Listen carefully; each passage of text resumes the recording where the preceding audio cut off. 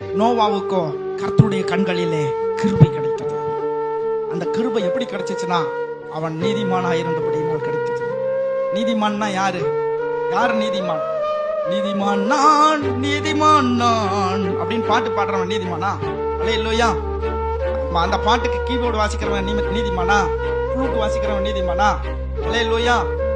யார் நீதிமான்னா, இயேசு கிறிஸ்துவை சொந்த இரட்சகராய் ஏற்றுக்கொண்டு அவருடைய வாயின் வார்த்தையை வாழ்க்கையின் அபியாசப்படுத்துகிறான் பாரு, அவன் தான் நீதிமான். அல்லேலூயா, அல்லேலூயா. கிறிஸ்துவின் வார்த்தையை இங்கிருந்து உபதேசம் பண்றவன் நீதிமான் அல்ல. அல்லேலூயா.